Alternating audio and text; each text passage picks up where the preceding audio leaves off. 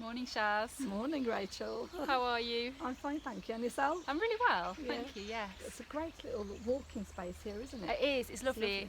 And it's a beautiful sunny day. Yeah. We've got the bright skies and the sun. Yeah. And you can hear the brook in the I background know, as well, which is so nice. I know, it's really, So really relaxing. soothing. Yeah, really relaxing. Yeah. So how are you finding January? January is one of those months which I tend to struggle with, and it's partly because we've had a lovely Christmas break with the family, we've had family around, nice meals, then suddenly January hits and you're like, nobody's here. Yeah. You know, and my children were saying, Mum, it's back to normality, back to reality, and they're referring to the routine, Yes. getting up for school, going to clubs, going to extra tuition, etc., Yeah. etc.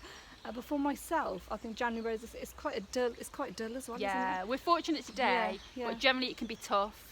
I think for me, getting back into a routine is helpful generally, but it can also feel like a grind. Yeah, that's and it. when it's bad weather, Yeah. it can be quite tough. Yeah. And I tend to start my day just to get over this gloominess by watching the sunrise. Nice. And that's the one thing I do every morning, because that gets a really nice start to the day.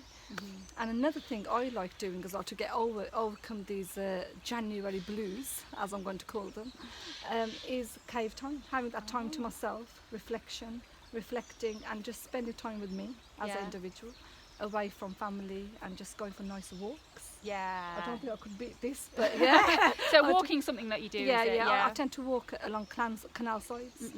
I have a park opposite me. I tend to That's take advantage of that, and it's got a little forestry area, so I like going for walks there as well. That's lovely.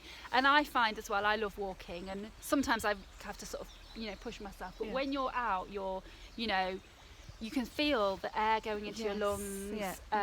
You've got like the sounds around you, and the sort of sensory, I guess, pleasures really of the wind and the sun and the sounds and the birds.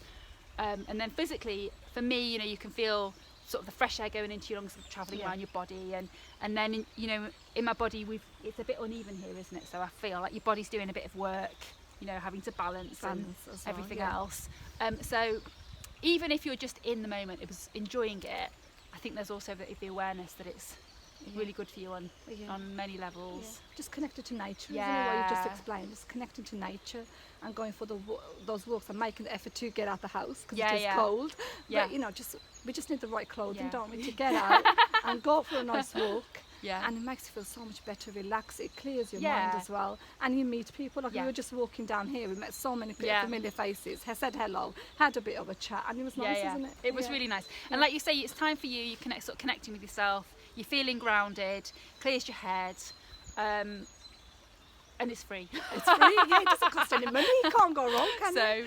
So, what about this January the 17th you were talking about? The Blue Monday, yeah. I mean, some people think it's a myth. It's just invented by the travel companies to get everyone to book on expensive holidays. But I think there's something in it, isn't there, that as you described, we've had Christmas with all of that, and a long build up to that with the good food and the gatherings and the parties and whatever else, and then it's back to work or back to the normal routine, whatever that looks like, and feel a bit of a grind, and I think there's just that dip, isn't there, that is actually really natural. I think that's important to remember as well for me, that actually we've got life seasons and they're all important.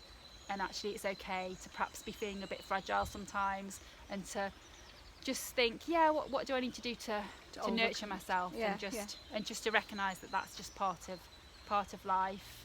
It's not something to necessarily be scared of.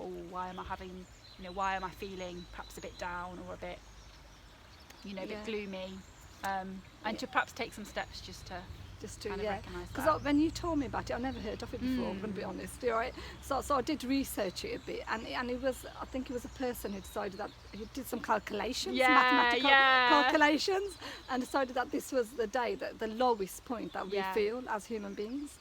But then scientists have said that actually it doesn't quite exist.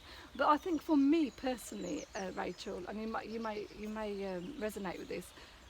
Every Sunday evening, I have my Monday blues. Yeah. Because I'm like, oh, I'm back to routine. Because you had Saturday, Sunday with the Yeah. children. Friday evenings, always Yeah. a relaxed evening. We Yeah. don't go to bed at 7, they go to bed at 10, Yeah, 11, a 12. bit freer. Yeah. And then suddenly, Sunday evening hits on, they're going, oh, kids, you need to have a shower, you need to get the clothes on. Yeah, You need to the do list starts. Yeah, the list starts, and then if those Monday blues kick in. And even the children feel it as well. So I think for me, I might agree with the scientists. For me, it's a blue Monday every Monday. Yeah. There's something in it, isn't there, Yeah, that we have yeah. these natural rhythms and patterns, and I guess it's being aware of that. You can just take steps to sort of just say, right, okay, this is how it is. This is how, this is how it rolls. What can we maybe do to sort of just soften the blow a bit? It'd be great to hear for those who are listening to us now what you do to overcome your Monday blues. But we've mentioned a few. I think you mentioned walks. Yeah, we mentioned, being outside. Yeah, outside, connecting to nature, talking to people as you are walking to your special keeping place. connected. It's like those 5 ways to well-being, isn't it? It is, yeah. You know. So what are those? So let's see if I can get these. Oh. It's connect, take notice, give, learn, and connect. That's Have perfect. I said the 5 there? I believe you have. And I'll put them in the information box. Yeah. And perhaps people can join in with that. And then when you're outside, you're doing all of those things just without realising. Yeah. And you can hear the birds, so you're not just connecting to people, nature. Yeah, exactly. Wildlife. Yeah. Yeah. Isn't that big?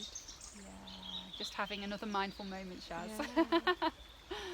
Well, lovely to chat with you. Yeah, likewise. And we can just take a bit longer just to enjoy being outside and just being, just have a quiet moment. Yeah. And all the best with the rest of January and you your too tips, as well. top tips for health and well-being, and keep up the winter well-being. Will do. Looking after ourselves and looking after each other. Yeah, and like I said previously, love to hear your top tips as well, and please do leave them on the comments. Thank you, and thank you to you, Rachel. Thank you, Shaz.